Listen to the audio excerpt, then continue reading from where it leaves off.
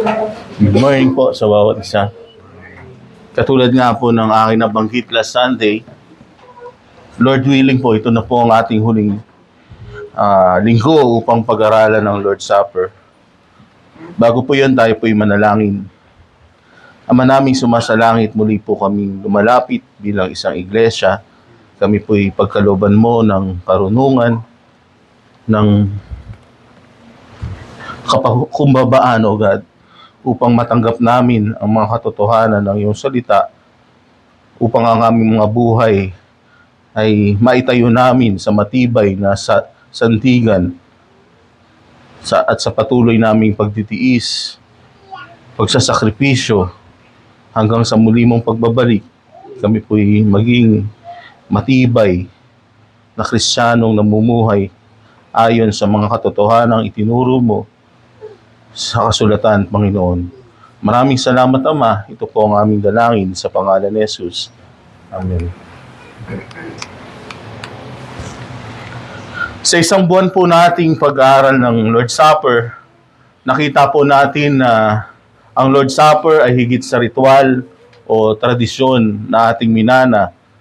Sa systematic theology, nakita natin ito ay means of grace na nagpapatibay ng ating mga pananampalataya. Tayo rin po'y nag-aral, tiningnan ang Lord's Supper sa perspective ng biblical theology.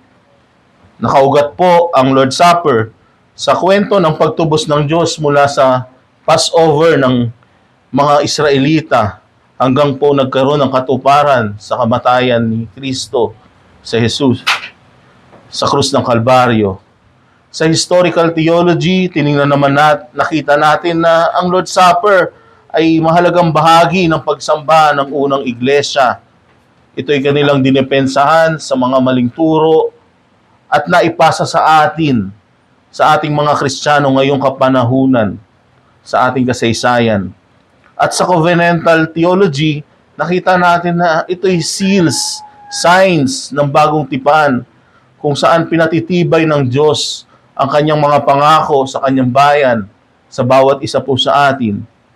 Ngayon po, sa diwa ng pagpapakumbaba, nais ko pong maglahad ng isang case para tingnan po natin ang pagdiriwang ng Lord's Supper bilang isang lingguhang pagdiriwang o weekly Lord's Supper. Ito po ay hindi upang igiit na ito ang tamang practice.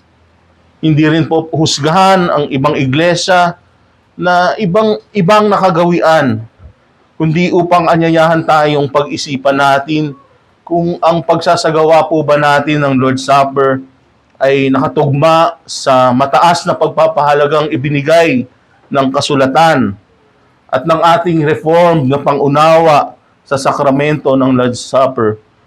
Ang aking layunin ngayong umaga ay hindi po manalo sa isang debate na weekly ba o monthly ang isang Lord's Supper, kundi upang sama-sama po tayong magmahal, magpahalaga, at lubos na makinabang sa mga biyayang ibinigay ni Kristo para sa ikabubuti ng kanyang iglesia. Naway ang pag-aaral po natin ay humantong sa mas mataas na pagpapahalaga sa hapag po ng Panginoon at sa mas madalas na pakikibahagi dito ng may pananampalataya, pagsisisi at kagalakan, naway makita sa atin ang mga buwang ito. Ngayon po, sa liwanag ng mga katotohanan ito, hayaan ninyong maglahad ako ng ilang dahilan kung bakit naniniwala ako na matibay at makatwiran ang lingguhang pagdiriwang ng banal na hapunan o weekly Lord's Supper. Bagamat hindi po tahasang sinasabi ng kasulatan kung gaano kadalas dapat idaos ang Lord's Supper, hindi po natin sasabihin na nagkakasala ang ibang iglesia na may ibang pagsasagawa o paniniwala tungkol dito. Ang issue po na nasa ating harapan is the pursuit of best practice, what best fits the pattern found in the Scripture, and the best use of the resources God has given us. Ano po ba ang pinakamainam ang best practice? Ano ang pinakatugma sa mga huwarang ibinibigay ng kasulatan? Ano yung mga patterns na makikita natin sa scripture? At paano natin pinakamahusay na magagamit ang means of grace para sa ikabubuti ng kanyang iglesia? Best use of the means of grace God has given us. Historical basis po, ang pananaw na weekly idaos ang Lord's Supper ay siya rin pong pananaw ng ating mga Reformed forefathers. Kabilang po sina Luther, Martin Luther at John Calvin. Tinuturing nila na ang weekly Lord's Supper ay isang mahalagang pagpapala na hindi dapat ipagkait sa bayan ng Diyos.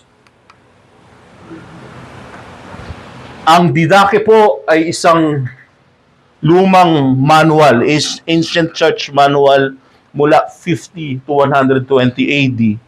Bagamat hindi po ito isang bahagi ng kasulatan, mahalaga po itong patutuo tungkol sa pagsamba at pamumuhay ng unang iglesia. Sa didache po, makikita po natin yung mga instructions po for the assembly of the saints, yung sa pag-gather po ng mga early Christians. Ang sabi po sa didache, but every Lord's Day, sa tuwing araw ng Panginoon, gather yourselves together and break bread and give thanksgiving after having confessed your transgression, that your sacrifice may be pure. Sa didache po, binabanggit na ang patuloy na pag-break ng bread, pagpuputol ng tinapay ay isang regular na bahagi po ng Lord's Day. Ito po ay gawain ng mga early Christians. Ang sabi naman po ni John Calvin, the Lord's table should have been spread at least once a week for the assembly of Christians, and the promises declared in it should feed us spiritually. Para kay John Calvin, ang Lord's Supper ay weekly rin po gawin tuwing nagtitipon ang iglesia sa Lord's Day. Gayunman po sa kanyang pinamamahalaang iglesia sa Geneva, hindi po lubusang naisakatuparan dahil marami pong pagtutol sa konseho ng lungsod. Kaya't bilang compromise po, 4 na beses lamang sa isang taon ipinagdiriwang ang Lord's Supper. Bagamat quarterly po, malinaw po sa pahayag ni John Calvin ang kanyang kagustuhan na ang iglesia ay mag-celebrate ng Lord's Supper ng weekly. Dito naman po sa 1689 London Baptist Confession of Faith, sa chapter 22, paragraph 5, the reading of the scriptures, preaching and hearing the word of God, teaching and admonishing one another in psalms, hymns, and spiritual songs, singing with grace in our hearts to the Lord, as also the administration of baptism and the Lord's Supper are all parts of religious worship of God.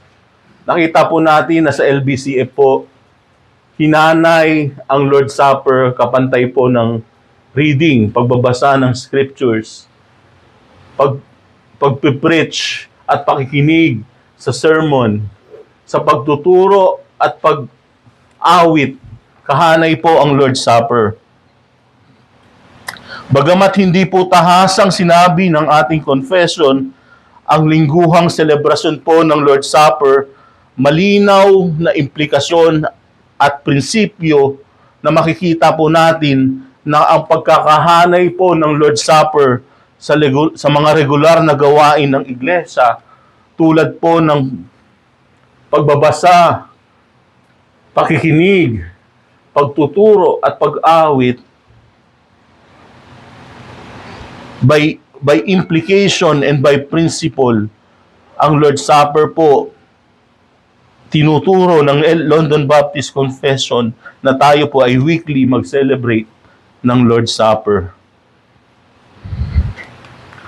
Sa liwanag po ng mga ebidensyang ito, masasabi nating ang nakararaming mananampalataya po noon ay nagsasagawa ng linggo-linggong pagdiriwang ng banal na hapunan.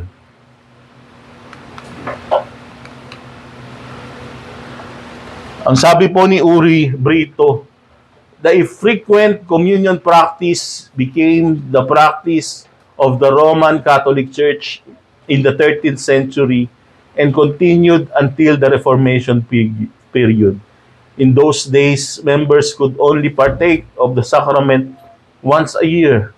It was against this background that such men as John Calvin and Martin Bucer called for a return to the apostolic practice of weekly communion. Si Uri Brito po ay isang Reformed pastor, isa pong manunulat, tagapagsalita, na kilala po sa pagtataguyod ng historical liturgy at weekly Lord's Supper. Bagamat hindi po siya particular Baptist, hindi po siya naniniwala sa limited atonement, madalas din po siyang banggitin bilang authority dahil sa kanyang pagtatanggol sa weekly Lord's Supper bilang original practice po ng early church. Ang sabi niya po, sa paglipas daw po ng panahon, naging bihira ang pagtanggap ng komunyon o Lord's Supper sa simbahang Romano-Katolika. At pagsapit po ng ika-13 siglo, ang karaniwang mananampalataya po noon ay tumatanggap lamang ng Lord's Supper minsan sa isang taon. Nang dumating po ang panahon ng Reformasyon, nakita po ni John Calvin at Martin Luther na ang ganitong gawain ay isang paglayo sa naunang kaugalian ng Iglesia. Kaya po nanawagan sila through Reformation na ibalik ang lingguhang pagdiriwang ng Lord's Supper dahil ito ay naaayon sa halimbawang ipinakita po ng mga apostol at unang Kristiyano. Sa pananaw po ng mga reformers, ang lingguhang Lord's Supper ay hindi isang bagong imbensyon. Ito po ay pagbabalik sa naunang huwaran ng Iglesia matapos po maging madalang ang practice ng Middle Ages. Ito po ang pinaka-gist po, pinaka-puso po ng Reformation. Ang tayo magbalik po sa pagtuturo ng mga apostol. At kagaya po nun, kaya John Calvin, ang kanilang pagnanais po ay maibalik po ang Lord's Supper sa weekly communion. Sabi naman po ni Kit Mattison, we might say that part of the motive of the Reformation was to undo the church's practice of infrequent communion and return to the early church practice of weekly communion. Naniniwala po si Mattison na pangunahing motibo po ng reformasyon ay ibalik ang iglesia sa pagsasagawa po ng weekly Lord's Supper.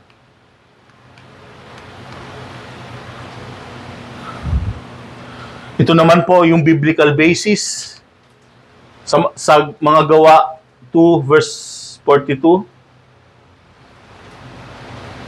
Sabi po doon, nananatili silang matibay sa turo ng mga apostol at sa pagsasama-sama sa pagpuputol-putol ng tinapay at sa mga panalangin. Sa atin pong binasang talata, binanggit po ang 4 na activities ng early church. Yun pong teaching, fellowship, pagsasama-sama, breaking of the bread and prayers bilang hindi po magkakahiwalay na gawain o activities. Ito po ay karaniwang ginagawa ng mga unang Kristiyano tuwing sila ay nagkakatipon. At kung pagpapansinin po natin yung pagpuputol-putol po ng tinapay, ito po ay tumutukoy po sa Lord's Supper. Kaya't ipinapakita po ng talatang ito na ang gawain po ng Lord's Supper ay hindi paminsan-minsan lang na ginagawa ng mga early believers. Bahagi po ito ng kanilang regular na pagtitipon bilang mga mananampalataya tuwing Lord's Day.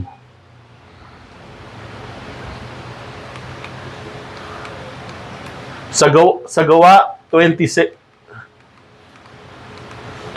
verse 7, makikita po natin dito si Pablo.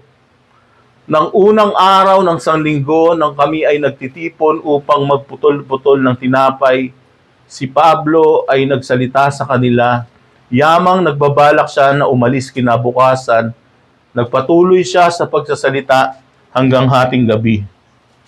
Mapapansin po natin dito sa talata, ang context po nito, si Pablo po ay dumaan po ng Troas upang makibahagi po sa pagtitipon ng iglesia. At dito po makikita po natin na ayon kay Lucas po, ang Lord's Supper po ay ginagawa tuwing unang araw ng Sanlinggo. At higit pa rito po, yung dagdag po na diin, ang aim, ang objective po, ang dahilan kung bakit sila ay nagtitipon-tipon ay upang magputol-putol ng tinapay. Ayon po kay Lucas, ang Lord's Supper ay hindi lamang po dagdag na bahagi ng pagsamba tuwing Lord's Day. Isa po ito sa mga pangunahing layunin ng kanilang lingguhang pagtitipon bilang mga mananampalataya. Ang punto po, ang sentro po ng bawat pagtitipon ng iglesia tuwing Lord's Day po ay ang Lord's Supper. Bakit? Dahil makikita po natin na binanggit po ito ni Lucas sa Acts na tila ba ito'y pangkaraniwan lamang. Hindi niya po kayang hindi niya po ginawang magpaliwanag o depensahan kung bakit weekly. Ipinapakita nito na ang ganitong gawain ay karaniwan at tanggap na ng mga inaasahan niyang babasa ng kanyang salaysay. So hindi po ginawang depensahan po ni Lucas ang bawat sulat niya na kailangan gawin yung weekly, hindi niya kailangang ipagtanggol. Bakit? Dahil bahagi po ito ng regular na pagsamba ng bawat mananampalatayang babasa ng kanyang sulat. Sa 1 Corinthians po 11 verses 20 to 25, ito po ang sinabi ni Pablo. Kapag kayo ay nagkakatipon-tipon, iyon ay hindi upang kainin ang hapunan ng Panginoon, sapagkat kapag dumating na ang panahon ng pagkain, ang bawat isa'y nauuna sa kanyang sariling hapunan, at ang isa ay gutom at ang iba'y lasing. Ano, wala ba kayong mga bahay na makakainan at maiinuman, o hinahamak ninyo ang iglesia ng Diyos at hinihiya ang mga walang kahit ano? Ano ang sasabihin ko sa inyo? Kayo ba'y pupurihin ko? Sa bagay na ito ay hindi ko kayo pinupuri. Sapagkat tinanggap ko sa Panginoon ang ibinigay ko naman sa inyo, na ang Panginoong Hesus ng gabing siya'y ipagkanulo ay dumampot ng tinapay, at nang siya'y makapagpasalamat, ito'y kanyang pinagputol-putol at sinabi, ito'y ang aking katawan na pinagpuputol-putol para sa inyo. Gawin ninyo ito sa pag-aalaala sa akin. Sa gayon ding paraan ay kinuha niya ang kopa. Pagkatapos maghapunan na sinasabi, ang kopang ito'y siyang bagong tipan sa aking dugo. Gawin ninyo ito'y tuwing kayo'y iinom nito sa pag-aalaala sa akin.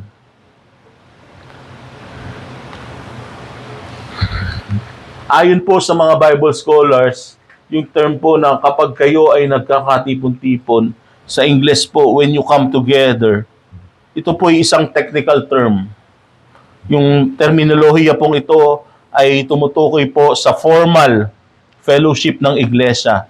Yung formal fellowship, ito po yung Lord's Day.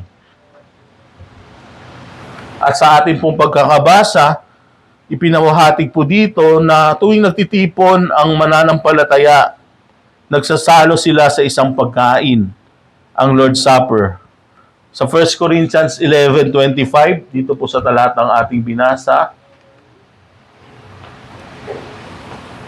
ang sabi po ni Pablo, sa tuwing iinumin nyo ito, marami pong mga objections na gumagamit ng talatang ito para sabihin hindi naman mahalaga kung gaano kadalas idaos ang Lord's Supper. Kasi sabi, sa tuwing iinumin nyo ito. Ngunit kung titingnan po natin ang konteksto, mas madalas pong pinapakita nito na madalas o paulit-ulit, weekly, na ipinagdiriwang ng iglesia ang Lord's Supper. Yung salitang Griego po na ginamit, hosakis, isinalin po sa term natin, sa lengguwahe natin, na bilang sa tuwing, hindi po ito nagbabawas ng frequency o dalas ng pagdiriwang. Sa halip, ang nais pong ipakita ni Pablo rito ay i-rebuke ang mga taga-Korinto dahil hindi nila ginagawang tama ang Lord's Supper. Gayun din naman, batay po sa konteksto ng kanilang pagtitipon po ay tuwing Lord's Sunday, lumalabas po na regular itong bahagi ng buhay at pagsamba ng unang iglesia. Maalala po natin sa Mateo 5, di ba sinabi po ni Jesus, when you fast, when you pray. Kay Kristo po, hindi po ito suggestion na mag-ayuno kayo o manalangin. Ngunit ipinapakita po dito ni Kristo na ang fasting po at prayer ay dapat gawing walang hypocrisy, walang hipokrisiya. Dahil po, nasa konteksto po ng when you fast and when you pray, ang regular na pagsasagawa ng pag-aayuno at pananalangin po ay regular na gawain ng mga Kristiyano. Hindi po niya sinasabing when you fast. Hindi po suggestion ang pagpa-fasting, hindi po suggestion ang pagpa-pray. Ang sabi po ni Kristo, sa tuwing kayo'y kakain, when you fast. Sa tuwing kayo'y magpa-fasting, when you pray. Sa tuwing kayo'y mananalangin. Ito po ini-expect ni Kristo bilang regular na bahagi po ng ating pamumuhay. Ganun din naman po yung hosakis. Ini-expect po ni Pablo na sa tuwing sila'y mag-gather every Lord's Day at magsasama-sama sa Lord's Supper, gawin nila ito ng tama, ng naaayon sa itinuro ng mga apostol. Ang sabi po ni Gordon Fee, this addition in particular implies a frequently repeated action suggesting that from the beginning, the Last Supper was for Christians, not an annual Christian Passover, but a regularly repeated meal in honor of the Lord, hence the Lord's Supper. Ang nais lamang pong tukuyin dito ni Gordon Fee, para sa kanya, hindi po iniwan ni Jesus ang Lord's Supper, hindi in-institute ni Jesus ang Lord's Supper bilang isang tao ng selebrasyon, gaya ng Passover. Ayon kay Gordon Fee, ginawa ni Kristo ito bilang isang gawaing paulit-ulit at regular na gawin ng mga Kristiyano kapag nagtitipon bilang iglesia. Yes, ang Passover meal po para sa mga Israelita ay ginagawa po ng yearly. Pero sa atin na bahagi ng bagong tipan, ang Lord's Supper po ay marapat lamang pong gawin nating regular sa panambahan po ng ating Panginoon sa Lord's Day. Ito po yung mga biblical at historical basis po ng weekly Lord's Supper.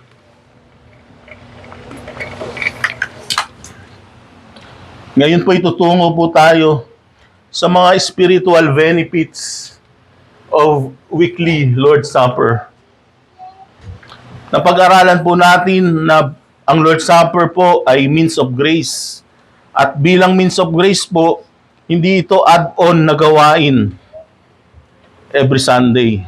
Kung paano pong hindi add-on lamang po ang pananalangin, hindi po suhestyon na tayo manalangin, hindi po suhestyon na tayo'y makipag-fellowship. Ang Lord's Supper po ay mahalagang elemento ng regular na sama-samang pagsamba ng iglesia. Bakit po? as a weekly reminder that Christ is our nourishment. Sabi po ng John 6:35, "Ako ang tinapay ng buhay. Ang lumalapit sa akin ay hindi magugutom, at ang sumasampalataya sa akin ay hindi kailanman mauuhaw." Si Jesus po ang mana at ang tubig. Siya po ang ating espiritual na pagkain. Kung paanong ang pagkain po ay nagbibigay, ang regular na pagkain po ay nagbibigay ng lakas sa ating katawan. Gaano po ba tayo kadalas kumain para sa ating katawan? 3 times a day? Ako po 5 times. Biro lang po. Kung paano pong ang pagkain ay nagbibigay ng lakas po sa ating katawan. Si Kristo naman po ang sa atin nagbibigay buhay, lakas, at kapanatagan sa ating kaluluwa. Habang patuloy po tayong sumasampalataya at umaasa sa Kanya, patuloy niya po tayong inaalagaan at pinalalakas. Ito po yung motibo po natin sa pagpapartake po ng weekly Lord's Supper. Ito po'y paalaala po sa atin na si Kristo po ang ating nourishment. Baptism is the initiating sacrament, but while the Lord's Supper is the sustaining sacrament. Ito po ang magsusustina sa atin, magno-nourish sa atin bilang isang iglesia. Ang punto po, itinatag ni Kristo ang Lord's Supper bilang isang nakikitang paalaala, a visible reminder na siya ang nagbibigay buhay at nagpapalakas sa atin. At bilang isang means of grace, bilang isang paraan upang ipagkaloob at tiyakin sa atin ang kanyang biyaya. Sa pagpapartake po natin ng Lord's Supper weekly, tayo mapapalahanan na si Kristo ang nagbibigay buhay at nagpapalakas. Truly by His grace, we are saved. Tayo po'y mga creature lamang, mga nilikha na madalas pong makalimot. Kaya po tayo iniwan ng isang sakramento na dapat po natin gawing weekly upang tayo weekly paalalahanan na tayo po'y nakadepende sa ating tagapagligtas, sa ating tagapamagitan na si Jesucristo. Ito rin po ay weekly reminder that we belong to one another as one body. Sabi po ng 1 Corinthians 11:18, "For in the first place, when you come together as a church, I hear that there are divisions among you, and I believe it in part." Ang sabi po ni Pablo, ginamit niya yung come together. Ito po isang, tulad po ng ating napag-aralan, ito po isang technical term. Ginamit po ito ni Pablo 5 beses sa unang Korinto 11 at 2 beses po sa chapter 14. Makikita po natin na binigyang importansya po ito ni Pablo sa kasulatan. Kaya po anong makikita po nating pagdidiin na ginagawa ni Pablo? Nagpapakita po ito ng kahalagahan ng maayos at makadiyos na pagtitipon ng iglesia. Ang come together po dito ay hindi lamang po pisikal na pagtitipon, kundi ang pagsamba ng iglesia bilang isang katawan ni Kristo. When you come together as a church, bilang isang katawan, bilang isang iglesia, napag-aralan po natin yung term na ginamit po dito ay koinonia o communion. Ang koinonia po o communion ay nangangahulugan po tayo ay nakikiisa kay Kristo at tayo rin po ay nakikiisa sa ating mga kapatid. Kaya po, ito'y maganda pong halimbawa na kung tayo po'y sa ating pong pagpapartake po ng weekly Lord's Supper, tayo po'y sama-sama po na nagpapartake ng may isang puso, may isang layunin, may isang diwa. Tayo po'y bilang isang katawan na nararamdaman po natin yung sakit ng bawat isa. Di po ba kaya in the Lord's Supper, we come together po ng walang galit, na may pagpapatawad sa bawat isa dahil po tayo ay isang katawan ni Kristo at hindi po nais nating saktan ang katawang ito. Ang punto po rito, ang Lord's Supper ay nagpapaalaala na tayo isa kay Kristo at bahagi ng iisang katawan bilang kanyang iglesia. Ang banal na hapunan ng Panginoon ay nagpapaalala po sa atin ng ating pagkakaisa kay Kristo na bagamat marami tayo po ay iisang katawan dahil sa pakikibahagi sa Kanya. Though we are many, we are one in Christ. Dito rin po makikita po natin ang application po rin dito, maging po sa ating disciplinary action po sa iglesia. Ang Lord's Supper ay panawagan sa pagsisiyasat ng sarili at pagsisisi. Bago tayo makibahagi dito, dapat suriin ng bawat pananampalataya ang kanyang buhay at ituwid ang anumang kasalanan. Sa 1 Corinthians 11:28, pinoprotektahan din po ng Lord's Supper ang kabanalan ng iglesia. Bakit? Pag ang iglesia po ay nagdidisiplina, ito po'y paalaala na isinasagawa natin ito hindi upang magparusa lamang. Pinapakita po ng Lord's Supper na isinasagawa natin ang disiplina upang mapanatili ang kadalisayan at patotoo, ang testimony po ng katawan ni Kristo. Ang Lord's Supper po ay visible reminder that we discipline our members in the light of the purity of the testimony ng iglesia, ng katawan po ni Kristo upang ma-preserve po ang ating testimony. Ang pansamantalang pagpigil po sa isang dinidisiplina sa pakikibahagi ng Lord's Supper ay isang seryosong paalaala na ang kasalanang hindi pinagsisisihan ay sumisira ng ating koinonia kay Kristo at sa kanyang iglesia. Kung atin po mong pinipigilan ang isang erring member, ito po'y paalaala sa kanya na magsisi sa kasalanan dahil ang hindi pagsisisi ay pagsira sa katawan ni Kristo, ang kanyang iglesia. Ang layunin po ng disiplina sa liwanag po ng Lord's Supper ay pagpapanumbalik, hindi po pagtatakwil. Tulad ng Lord's Supper na larawan ng pagkikipag-isa, ang hangarin po ng iglesia ay maibalik ang nagsisising kapatid sa pakikisama sa katawan ni Kristo.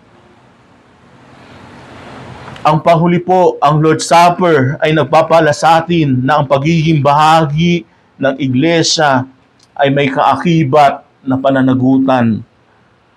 Tayo ay hindi lamang tinawag upang tamasahin po ang privileges ng koinonia, ang mga biyaya ng pakikiisa kay Kristo, kundi tayo po'y tinatawagan ng Lord's Supper na mamuhay sa kabanalan at pagsunod kay Kristo. Ito po ang mga biyaya ng Lord's Supper sa ating iglesia. For our assurance of salvation, ang sabi po ng Heidelberg Catechism, he wants to assure us by this visible sign and pledge that we, through the Holy Spirit's works, share in His true body and blood as surely as our mouths receive these holy signs in His remembrance. Ang sinasabi po ng katekismo kung paanong tiyak po nating nararamdaman, nahahawakan, nalalasahan ang tinapay at ang saro sa ating mga kamay at bibig. Ganon din daw po katiyak ang pag-ibig, biyaya, pangako ni Kristo sa mga nagtitiwala sa Kanya. Ang Lord's Supper po ay means of grace upang palakasin ang ating pananampalataya. As surely as our mouths receive these holy signs in His remembrance, we are sure that tayo po'y nagkakaroon ng katiyakan. We are certain of His love, grace, and promises. Ang sabi naman po ni Thomas Brooks, assurance was the principal end of Christ's institution of the sacrament of the supper, that He might assure them, referring to the church, tayo po'y ma-assure ng love, that He might seal up to them the forgiveness of our sins, the acceptance of their persons, pagtanggap po sa atin, and the salvation of their souls. Matthew 26:27-28. The nature of a seal is to make things sure. Sinisigurado po ng isang seal, ng isang tanda. Make things sure and firm among men. So the supper of the Lord is Christ's broad seal. It is Christ's private seal, whereby He seals and assures His people that they are happy here, that they shall be more happy hereafter. Kung paano po tayo masaya rito sa lupa, ay masaya rin po tayo sa eternidad. That they are everlastingly beloved of God. Pinapaalala po ng Lord's Supper na tayo po'y mahal ng Diyos ng walang hanggan. That His heart is set upon them. Ang kanyang puso ay nasa sa atin, ang kanyang pabor. That their names are written in the book of life. That there is laid up for them a crown of righteousness. And that nothing shall be able to separate from Him who is their light, their crown, their all in all. Ayon po kay Thomas Brooks, ibinigay ni Kristo ang banal na hapunan ng sakramento upang tiyakin tayo sa kanyang pag-ibig at mga pangako, kung paano pong ang tatak ay nagpapatunay na ang isang kasunduan ay tunay. Ang Lord's Supper po ay tatak ni Kristo na nagpapaala sa atin na tayo'y pinatawad, tinanggap, minahal at iniligtas. Hindi po tayo iniligtas ng sakramento, ngunit ito'y patibay ng ating pananampalataya at katiyakan po sa Ebanghelyo. Kaya kung ikaw ay isang Kristiyano na nanghihina, napapagod, puno ng pag-aalinlangan, nangangailangan ng pag-ibig at biyaya ng Diyos, huwag mong iwasan ang hapag ng Panginoon. Lalo kang lumapit rito ng may pusong nagsisisi at may pananampalatayang nagtitiwala kay Kristo. Tunay nga po na kahirap mamuhay bilang isang Kristiyano. Di po ba? Ang lingguhan po nating service ay isang araw lamang sa Lord's Day. Pero ang humaharap po sa ating battle ay 6 days.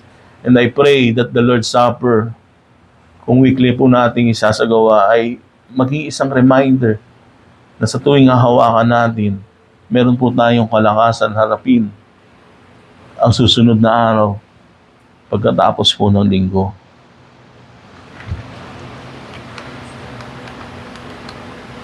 It is evangelistic. Mahalaga po ang pangangaral ng salita ng Diyos. Yes, ngunit bilang pong mga nilikha lamang, tayo po ay nangangailangan po ng mga nakikitang paalaala. Kaya po ibinigay ni Kristo ang banal na hapunan upang ating mahawakan, matikman ang mensahe po ng Ebanghelyo. Ang sabi po ng Psalms 34:8, "O taste and see that the Lord is good. Blessed is the man that trusts in Him."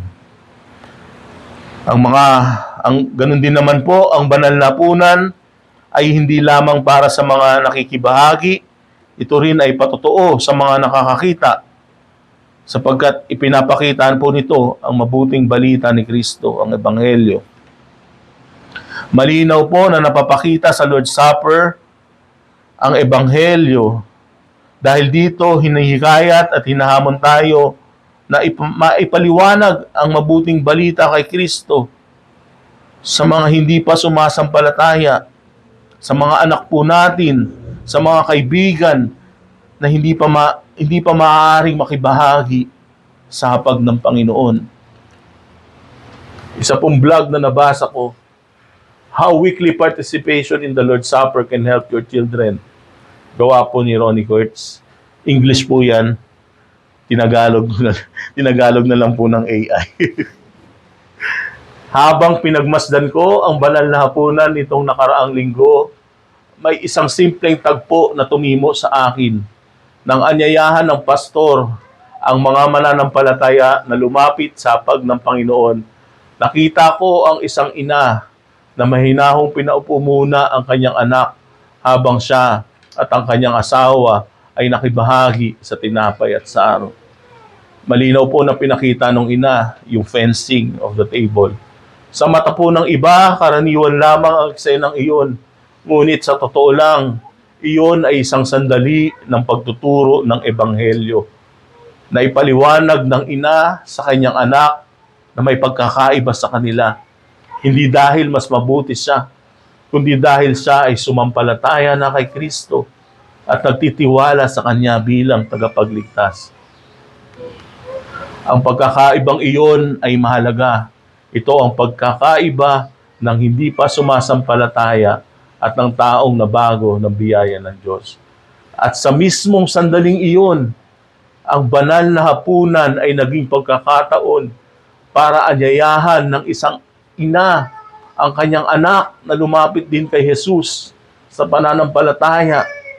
Napagtanto ko rin na kung linggo-linggo nating ipinagdiriwang ang banal na hapunan, linggo-linggo ring nagkakaroon ng pagkakataon ang mga magulang at ang buong iglesia na ituro at ipaliwanag ang Ebanghelyo sa susunod na henerasyon.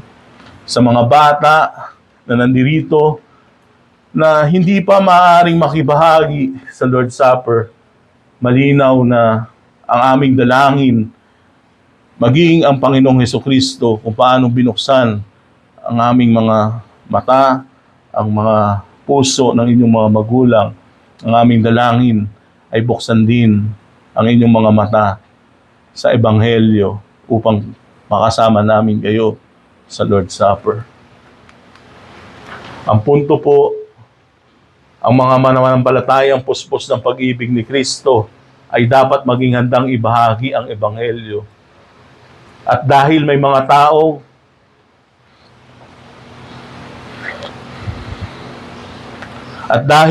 taong mas nauunawaan ang nakikita kaysa sa naririnig, ang hapag ng Panginoon ay nagiging isang makapangyarihang larawan ng Ebanghelyo na maaaring gamitin ng Diyos upang akayin sila kay Kristo. Yes, I agree that faith cometh by hearing and hearing the Word of God. Ngunit sa pagkakataon po ng Lord's Supper, bagaman nakikita po natin ang mga elemento, ang pagpartake naman po nito ay sa pamamagitan din po ng pananampalataya. Kaya po, tuwing tayo ay nagpapartake ng Lord's Supper, ito po ay isang visible sermon para sa mga bata, para sa mga bisita, para sa ating mga kaibigan na hindi pa nakakilala sa Panginoon upang mahikayat sila kay Kristo. Ito po ang benepisyo ng Lord's Supper. Ganun din naman may mga objection. Kapag linggo-linggo natin ginagawa ang Lord's Supper, nawawala ang significance nito. Ang sagot po natin, hindi naman po natin ginagamit ang same argument, ang ganitong argumento laban sa lingguhang pangangaral, pananalangin o pag-awit. Sa halip, ang mga ito ay nagiging mas makahulugan habang patuloy nating isinasagawa ng may pananampalataya at paggalang. Ganon din ang Lord's Supper. Ang dalas ng pagdiriwang nito ay hindi nagpapababa ng halaga nito. Ang ating puso at pagtugon kay Kristo ang mahalaga. Hindi po issue ang frequency sa objection na gawin po nating linggo-linggo ang Lord's Supper. Ang issue po ay ang kalagayan ng puso sa pagpartake po ng Lord's Supper. Hindi nawawala po ang kalagahan ng isang biyayang paulit-ulit nating kailangan. Tulad po ng pananalangin, ng fellowship.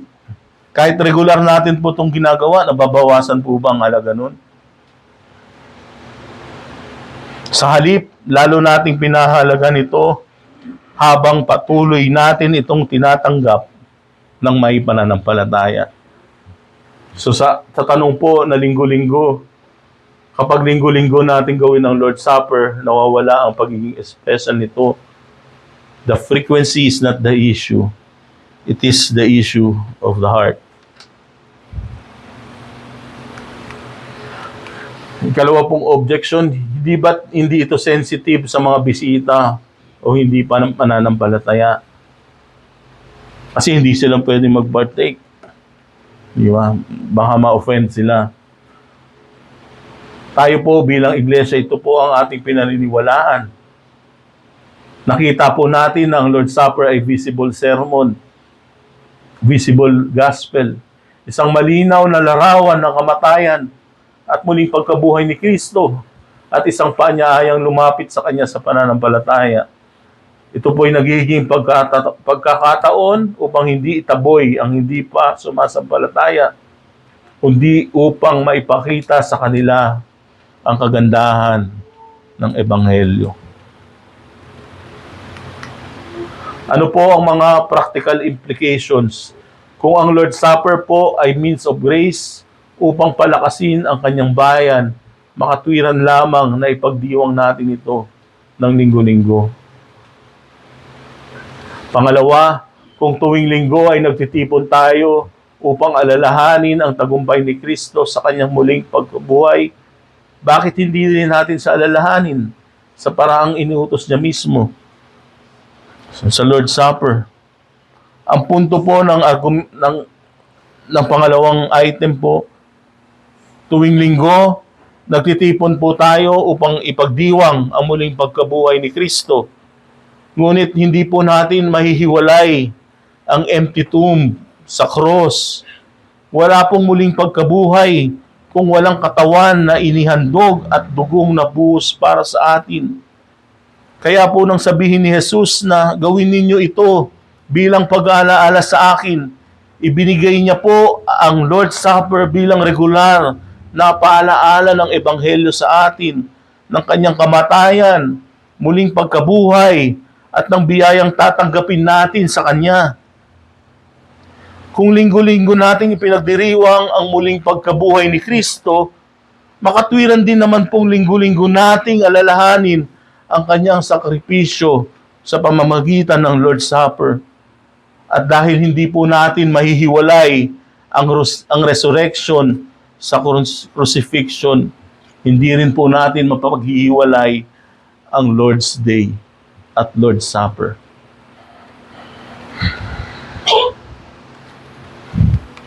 Ang sabi ni Jonathan Edwards, Christ is the greatest friend of His church, and that which is commemorated in the Lord's Supper is the greatest manifestation of His love. The greatest act of kindness that ever was in any instance, infinitely exceeding all acts of kindness done by man one to another. It was the greatest display of divine goodness and grace that ever was. Why wouldn't want to enjoy the Lord's Supper every week? Let's do this in remembrance of Him and proclaim His death until He comes. Si Kristo po ang ating dakilang kaibigan. Yan po ang sabi ng kasulatan. At ito po yung kinememorate, ito po yung laging ipinaalala po sa atin ng Lord's Supper. This is the manifestation of His love. Ang Lord's Supper po ay pagpapakita ng kanyang pag-ibig. The greatest act of kindness and the infinitely exceeding all acts of kindness done by one man to another.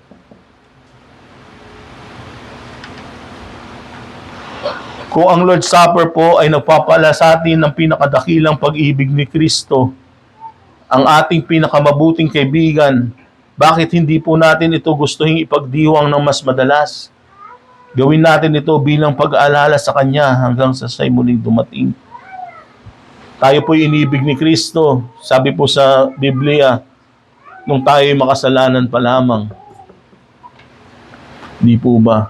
At dahil po sa ginawang sakripisyo ni Kristo, tayo po'y naging isa sa Kanya at nagkaroon po tayo ng pabor. Nadadanasan po natin ang kabutihan ng Ama dahil po kay Kristo. At lahat pong ito ay pinakita ng Diyos sa Lord's Supper. Bakit hindi po natin gawing lingguhan? Let's do this in remembrance of Him and proclaim His death until He comes. Kailangan nating ipangaral ang Ebanghelyo sa sarili tuwing Lord's Day. At ang Lord's Supper ay paraan ng Diyos upang ipaalala sa atin ang ginawa ni Kristo para sa ating kaligtasan. Alam niyo po, ang Ebanghelyo po ay hindi lamang po dapat nating pinakikinggan. Ito rin po ay pinangangaral po natin sa ating sarili. At ang Lord's Supper pong ito ay paraan ng Diyos upang ipaalala sa atin ang ginawa ni Kristo. Bakit po? Dahil bilang mga Kristiyano, madali po tayong makalimot sa Ebanghelyo.